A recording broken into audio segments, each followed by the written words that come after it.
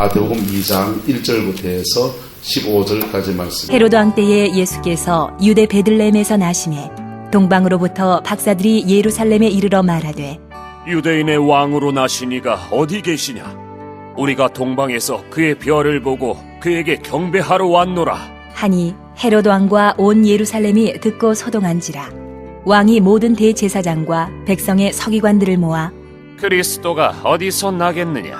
물으니 이르되 유대 베들레헴이오니 이는 선지자로 이렇게 기록된 바. 또 유대 땅 베들레헴아, 너는 유대 고을 중에서 가장 작지 아니하도다. 네게서 한 다스리는 자가 나와서 내 백성 이스라엘의 목자가 되리라 하였음이니이다. 이에 헤롯이 가만히 박사들을 불러 별이 나타난 때를 자세히 묻고 베들레헴으로 보내며 이르되 가서 아기에 대하여 자세히 알아보고 찾거든 내게 고하여 나도 가서 그에게 경배하게 하라. 박사들이 왕의 말을 듣고 갈새 동방에서 보던 그 별이 문득 앞서 인도하여 가다가 아기 있는 곳 위에 머물러 서 있는지라. 그들이 별을 보고 매우 크게 기뻐하더라. 집에 들어가 아기와 그의 어머니 마리아가 함께 있는 것을 보고 엎드려 아기께 경배하고 보배압을 열어 황금과 유향과 몰약을 예물로 드리니라. 그들은 꿈에 헤로데게로 돌아가지 말라 지시하심을 받아 다른 길로 고국에 돌아가니라. 그들이 떠난 후에 주의 사자가 요셉에게 현몽하여 이르되 헤롯이 아기를 찾아 죽이려 하니 일어나 아기와 그의 어머니를 데리고 애굽으로 피하여 내가 내게 이르기까지 거기 있으라 하시니 요셉이 일어나서 밤에 아기와 그의 어머니를 데리고 애굽으로 떠나가 헤롯이 죽기까지 거기 있었으니 이는 주께서 선지자를 통하여 말씀하신 바 애굽으로부터 내 아들을 불렀다 함을 이루려 하심이라. 하나님은 우리를 인도하시는 분이십니다. 할렐루야. 주님 우리의 목자이십니다. 옆 사람 축복합시다. 하나님은 당신의 목자입니다. 할렐루야. 그 목자 되신 주님이 저와 여러분들을 순리로 인도해 주시기를 축복합니다. 예. 근데 어려운 데도 이끄시기도 해요, 안 해요? 어려운 데도 이끄시기도 한다고. 왜요? 우리가 주님 앞에 똑바로 서라고. 궁극적으로는요, 결국엔 복을 주시려고. 할렐루야. 그래서 지금 어려움 중에 있는 분들도 우리가 주님께 나갈 때는 무엇을 믿어야 되느냐 하면은 히브리서 말합니다. 하나님께 나가는 자는 그가 반드시 계신 것과 그가 자기를 찾는 자들에게 뭘 주실 것을 상 주실 것을 믿어야 된다 그랬어요. 할렐루야. 그렇게 하나님께 나갈 수 있기를 예수님 이름으로 축복합니다. 어저께 이렇게 인터넷에 이렇게 보다 보니까는 이런 얘기가 나와요. 사람들 중에 사람 안에 영혼이 있다고 믿는 사람들이 몇 프로냐? 신불신음으로 나고 불교신자든지 뭐든지 관계없이 사람 안에 영혼이 있다고 믿는 사람이 93%래요. 몇 프로라고요? 93%. 와, 그래서 그거 보니까 목사인 희망이 돼. 사람 안에 영혼이 있다고 믿는 사람이 93%래요. 근데 그거 보면서, 그 숫자를 보면서 씁쓸한 마음이 드는 건 왜 그렇습니까? 자기 안에 영혼이 있다고 믿는 사람이 93%인데 자기 안에 그 영혼을 관리해야 된다라고, 그 영혼을 관리해서 영혼이 복된 사람으로 살아가는 사람들은 얼마나 될까요? 1%는 될까요? 그런 마음이 드는 거예요. 여러분, 저와 여러분 영혼이 있는 줄 믿습니까? 그 영혼은 하나님의 품 안에 가야 될 존재인 걸 믿습니까? 근데 왜 영혼 관리가 안 한단 말이에요? 그 영혼 관리를 할 수 있도록 도우시는 분이 성령님이십니다. 할렐루야. 그래서 그분의 인도를 따라가야만 우리 영혼은 관리가 되어지고요. 영혼이 관리가 되어지면 그 다음 축복이 있습니다. 따라서 영혼이 잘 되는 것 같이 범사가 잘 되고 강건하기를 내가 간구하노라. 할렐루야. 그 복이 있기를 축복합니다. 지난주간에 안성대 장로님 신방을 갔는데요. 안 장로님, 오여숙 권사님이 병관을 하시느라고 허리를 다치셔가지고 우리들 병원 입원해 계신다는 거예요. 그래서 병원에 입원해 보니까 너무 외롭고 마음도 적적하고 목사님 와줄 수 있습니까? 이러시더라고요. 가겠습니다. 그랬죠. 그래서 얘기를 이래 나누면서 이런저런 얘기들을 참 많이들 나눴습니다. 여러분, 우리가 우리 영혼일 관리를 잘 해야 돼. 할렐루야. 영혼 관리를 잘 해야 돼. 그래야 육신도 맞으니까 강건해지는 거죠. 근데 장로님은 병원에 누워 계시면서 자녀들에게 미안해 하시는 거예요. 자제분들에게. 그 심정 아시겠죠? 자녀들 짐 안 지우시려고 눌태에서 그냥 이렇게 허름한 집에 화장실도 그 재래식 화장실 바깥에 거기에 살면서 두 분이 그래 사셨잖아요. 자녀들한테 짐 안 지우고 그냥 오늘은 그렇게 보내려고 했는데 덜컥 아파버리니까 권사님 때문에 짐 지우고 당신이 또 허리가 아프시고 또 짐 지우고 너무 미안해 하시는 거예요. 여러분, 그 몸이 튼튼하려면 어째야 됩니까? 여러분, 몸이 튼튼하면 영혼 관리가 잘 돼야 됩니다. 할렐루야. 여러분, 일본 의사들이 조사를 해보니까 사람의 병의 70~80%는 스트레스가 원인이고요. 암에 걸린 사람들을 역학조사를 해보니까 암에 걸린 사람들은 대부분 6개월 이전에, 특히 연세가 드셔서 노화로 암이 걸린 분들은 뭐 그런 좀 다르지만은 젊은 시절에 암에 걸린 사람들은 대부분의 경우에 6개월 이전에 마음에 대단한 충격을, 자기가 감당할 수 없는 그런 무거운 짐을 지게 됐을 때에 마음에 너무 무거워가지고 그게 그만 암으로 발전하게 되더라는 거예요. 여기서도 뭐가 관리가 잘 돼야 됩니까? 영혼 관리가 잘 돼야 됩니다. 할렐루야. 옆 사람에게 영혼 관리 잘 합시다. 그게 돈 버는 길이시다. 영혼 관리 잘하는 게 돈 버는 길이시다. 할렐루야. 그런데 영혼 관리를 잘하면 이 땅에서도 육신의 강건함을 입고 마음 편하게 그 영혼 관리에서 기쁨 가운데서 무슨 일 하니까 하는 일에도 복되고 그렇지만은 이게 결정적인 문제를 나타내는 게 바로 천국과 지옥으로 갈라지는 겁니다. 천국 가고 싶으시죠? 사모님 지옥 가실래? 목사님 지옥만 가지 마세요. 왜 천국 가는데 지옥 가는데? 저와 여러분들 천국 가는 사람이 좀 있습니다. 높아심에서 한 명이라도 있을까봐 가는 말이라요. 왜냐? 예배당 안에 있다고 다 천당 가는 게 아니기 때문에 정말 거듭나야 합니다. 그래서 오늘 본문에서 주님은 동방의 박사들에게도 인도하심을 주시고 헤롯에게도 인도함을 주고 대제사장과 서기관들에게도 인도함을 주고 예루살렘 거민들에게도 하나님의 인도함을 받을 수 있는 자격이 있다 없다? 있지요. 그래서 헤롯 왕은요, 하나님의 아들 예수가 난다는 소식을 헤롯에게는 어떻게 들려주게 합니까? 동방의 박사들이 와서 그들이 말해주잖아요. 그래서 자기의 권력을 가지고 대제사장 끌어모으고 서기관 끌어모아서 도대체 메시아가 어디서 나느냐 찾아봐라! 그러니까 찾아내지 않습니까? 예루살렘 거민들은요, 웅성 메시아가 왔단다, 났단다, 어디 났단다, 난리가 납니다. 웅성 소문이 나고 그것 속에서 그 진리를 깨닫고 예수께 갈 수 있나요, 없나요? 있잖아요. 주님은 따라합시다. 주님은 누구나 사랑하시고 누구에게나 인도함을 주신다. 인도함을 주신다. 언제까지? 목숨이 떨어질 때까지 주시라. 목숨이 떨어질 때까지 인도함을 주시라. 왜?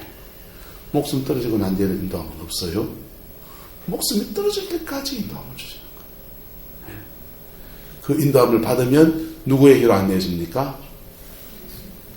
예수 그리스도에게로 안내해 줍니다. 예수 그리스도에게 안내해 주면 그는 무엇하느냐? 진정한 예배를 드린다. 동방박사들 예수님 만나가지고 뭐 합니까?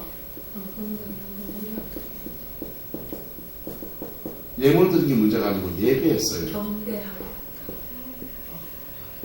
진정한 예배를 드립니다. 여러분, 이렇게 공적인 시간을 둬서 주일 오후 예배입니다. 낮 예배입니다. 이런 것도 예배지만은 진짜 예배는 뭐냐? 내가 십자가 앞에 똑바로 설 때에 내 영혼 안에 주님이 임하시는 것. 그게 정말 예배입니다. 할렐루야. 이 예배는요, 이 예배를 이런 공예배 안에서 드리고 있지만 못 드리는 사람이 있을 수 있다는 거예요. 같이 여기 앉아있지만 못 드리는 사람이 있을 수 있다는 것입니다. 그래서 두 사람이 맷돌을 갈고 있다가 한 사람은 데려감을 당하고 한 사람은 버려둠을 당한다는 거예요. 두 사람이 밭을 메고 있다가 한 사람은 데려감을 당할 수 있고 한 사람은 버려둠을 당할 수 있다는 것입니다. 진정한 만남의 예배를 드리느냐 못 드리느냐. 할렐루야. 진정한 만남의 예배를, 누구를 만나는 예배? 예수 만나는 예배를, 진정한 만남의 예배를 드리느냐 못 드리느냐, 여기에 달려있는 겁니다. 이 동방박사들은 이때 하나님의 별의 인도함이 구원이 아니고 별의 인도함을 통해서 누구를 만난 게 구원이에요? 예수를 만난 게 구원이에요. 예수를 만나서 그들은 황금과 유향과 모략을 예물로 드렸습니다. 그들이 가장 소중하게 생각하는 것을 드렸습니다. 그럼 황금 없으면 어때요? 모략이 없으면 어때요? 예? 유향이 없으면 어떻습니까? 찬송 하나 할까요? 내 모습 이대로 주 받아주소서. 날 위해 돌아가신 주 날 받아주소서. 주님은 우리 모습 이대로 받는 그것을 더 기뻐한다. 시편 51편은 말하기를 하나님이 받으시는 제사는 상한 심령이다. 찢어진 마음을 가지고서 주님 앞에 정직하게 나가는 그것을 주님이 받으시는 제사라는 겁니다. 그게 진정한 예배입니다. 할렐루야. 이 예배가 저와 여러분의 영혼 속에 일어나게 되기를 축복합니다. 동방박사들은요, 두 가지 인도함을 받는데 첫 번째 인도는 예수께로 이끄는 인도함이고요. 그 다음 인도함은요, 예수 만나고 난 뒤에 또 인도함을 받습니다. 예수 만나고 난 뒤에 인도함이 뭡니까? 성경이 이렇게 말해줍니다. 그들이 떠난, 보세요. 이 12절에요. 그들은 꿈에 헤롯에게로 돌아가지 말라 지시하심을 받아 어디로 갔다고 합니까? 다른 길로 고국으로 갔다 그랬어요. 자, 동방박사들은 그전에는 뭘로 인도함 받았습니까? 별로 인도함을 받았어요. 그 다음요, 뭘로요? 지금은요?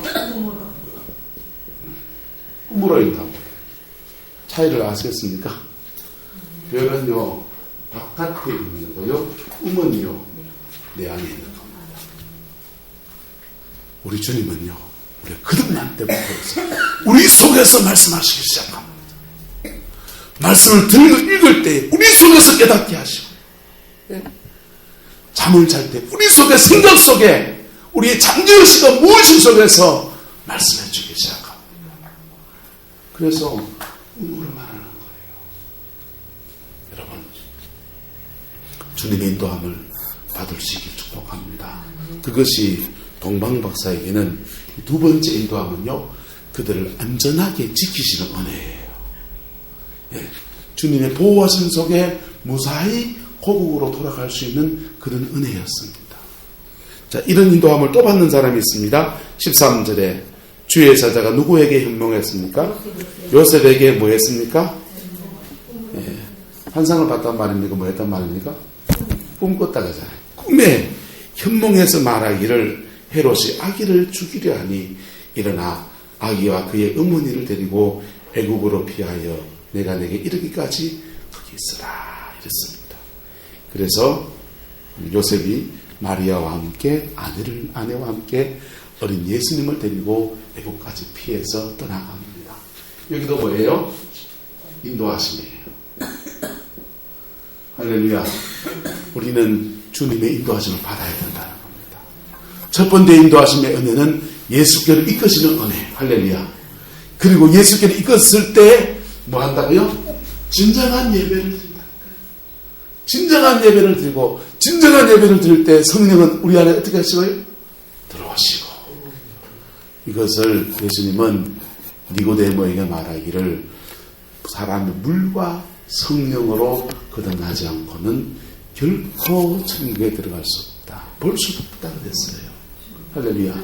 저와 여러분들이 이런 거듭남의 역사가 이미 일어난 줄로 믿습니다. 혹시 아직 안 일어난 사람은 십자가 앞에 나갈 수 있기를 축복합니다. 그리스도의 십자가 앞에 나가서 나의 죄를 가지고서 나의 연약함을 가지고서 그냥 정직하게 나가면요, 그분은 모략을 우리의 마음에 부어주시고 유향을 저에게 부어주셔서 진정한 예배할 수 있는 은혜로 우리 것입니다. 그거 하고 나면 성령 우리 속에 쑥 들어오시는 거예요. 성령은 우리 속에 어떻게 한다고요? 쑥 들어오셔가지고 우리 속에서 말씀하기 시작합니다. 우리 속에서. 포항의 현일의 주한교회 김문태 목사님은 무슨 일을 할 때마다 마음에 사람이니까 죄가 이렇게 떠오를 때가 있잖아요. 그죠? 죄된 마음이 이래 지나가도 예뻐나가지고 눈이 이래 돌아가려고 하는 것도 있지 않습니까? 사람인데. 그런데 남자들은요, 눈이 시야가 요래 돼 있어가지고 고개가 돌아가야만 본대요. 여자들은요, 시야가 요래가 아니고 이래 돼 있대요. 그래서 싹 보면서 다시 나가는데 안 보는 척 하면서 다 본대. 누구나 다 그런 마음이 있지 않습니까? 그런데 목사님도 이래 가다가 이쁜 사람을 보면 이래 지나가려고 하는데 그때 마음속에서 찬송이 하나 떠오른다는 거예요. 그분은 찬송이 떠오르는데 이 찬송이 떠오릅니다. 그 사랑 얼마나 아름다운지 그 사랑 예? 얼마나 나를 부욕해 하는지. 그러면서 마음속에 울컥하는 마음이 일어나는데 내가 어떤 은혜로 구원을 받았는데 내가 어떤 은혜로 보혈의 피를 입어봤는데. 그러니까 정신이 번쩍 든다는 거예요. 저는요 일에 가는데 전에 말씀 전했는데 설교 말씀이 뚝 떠오르는 거예요. 이 설교 이래 안 했나 이런 마음처럼 하나님의 말씀이 툭 떠오릅니다. 공통적인 것은 뭐라고요? 내 안에서 말씀하십니다. 왜 그분이 내 바깥에 안 계시고 어디 계십니까? 내 안에 계십니까? 내 안에 계십니까? 할렐루야. 이렇게 주님의 인도를 따라가다가 보면 손해보는 것 같은데 내게 복입니다. 손해보는 것 같은데 내게 복이에요. 때로는 신앙생활 하면서 꿈을 꿨다, 환상을 봤다 하는 사람들 때문에 목사가 골머리 갔어요. 예? 개꿈 꾸놓고 맨날 와가지고 꿈 해몽해달라고 하는 사람들 때문에 골머리가 썩어요. 계시가 오면, 몽조가 있으면 여러분 반드시 이 세 가지 순서로 해석하기 바랍니다. 첫 번째 뭐라고요? 지시. 두 번째는요? 지혜. 세 번째는요? 예언. 요 순서로 해석해요. 지식은요? 내 영적 상황을 보여주십니다. 그래서 회개해야 될 것은 예수 앞에 회개하고, 내가 기도하고 더 머물러야 될 것은 주님께 기도하고 드리고, 내가 훈련이 필요한 것은 주님 앞에 내가 좀 더 훈련 받아야 되는 거. 나를 보여주는 게 지식이에요. 이거 보여주시면 그것을 내 삶에 순정으로 적용하는 것은, 힘들어도 순종하는 것은 지혜입니다. 할렐루야. 성경이 말하는 지혜는 머리 똑똑한 거 지혜라고 하잖아요. 그 잔깨라 그러지. 예?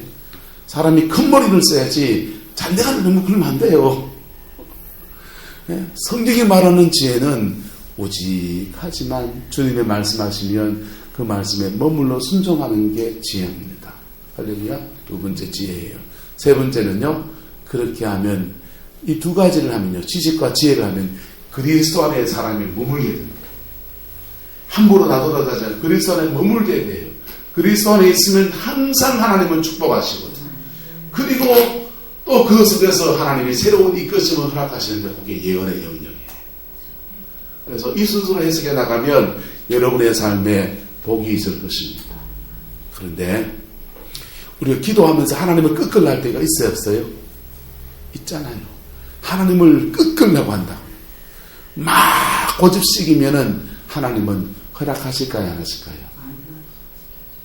진짜 그의 인생에 파산할 정도로 위기가 아니면 허락하신다. 그것은 주님이 마지 못해서 한번 해봐라 이런 겁니다. 책임은 누가 져야 돼요? 그럼 본인이 책임져야 돼요. 네, 본인이 책임져야 돼요. 자기 선택의 결과는 자기가 책임져요. 하나님은 복으로 이끄시려고 하는 건데 그것보다는 내 마음에 이게 더 좋아요 하면서 고집시켜가지고 그걸 취하면요, 그거는요 하나님을 꺾어서 받은 것은 본인이 책임을 져요. 신앙생활하면서 그런 사례들이 많아요. 저도요. 그래서 열매가 어떻던가요? 그 책임지는 게 힘들던가요? 안 힘들던가요? 예, 힘이 들지요. 힘이 들지요. 예, 그게 결혼이라든지 직장이라든지 이런 것들은요 마음이 끌리는 게 있어가지고 그거 확 잡고 싶은 마음이 꿀뚝 같다. 그런데 그걸 잡고 가면 본인이 힘이 드는 거예요. 제가 신학교 신대원 졸업반 때입니다. 졸업반 때인데 제 친구들은 다 이제 전임을 나갔어요. 막 전임지가 어디 전임 나고 어디 전임 나고 막 정해졌습니다. 저한테도 한 군데 섭외가 들어왔습니다. 대구의 평강교회라는 교회에서 섭외가 들어왔어요. 평강교회에 섭외가 들어와서 거기 오라는 청년부 담당 전임으로 오라는 거예요. 그 오라는 얘기 듣고 그날 밤에 제가 꿈을 꿔드렸습니다. 얘기했나요? 신선한 새 얘기네. 부끄러운 얘기인데. 대구에 평강교회 오라는 겁니다. 근데 대구에 가면 금호강이 있거든요. 금호강변에 제가 강을 건너서 꿈을 꿨는데요. 강을 건너서 가는데 강 중간쯤에 모래톱 같은 거 있잖아요. 모래섬 같은 거 하나 있더라고요. 강을 건너가는데 제가 이 강을 건너가는 거예요. 강을 건너가는데 뭘 타고 가느냐? 빨간 다라이를 타고 가는 거예요. 동그란 다라이 있잖아요. 동그란 다라이, 빨간 다라이를 타고서 손 막 들어가면서 건너가는 거예요. 그리고 중간 모래톱에 탁 이제 얼마나 힘들겠어요. 빨간 다라이 타고 왔으니까 모래톱에 딱 앉아가지고 이걸 마저 건너가나 말아야 되나 내가 결정이 되더라. 그래서 저 꿈을 꾸고 난 뒤에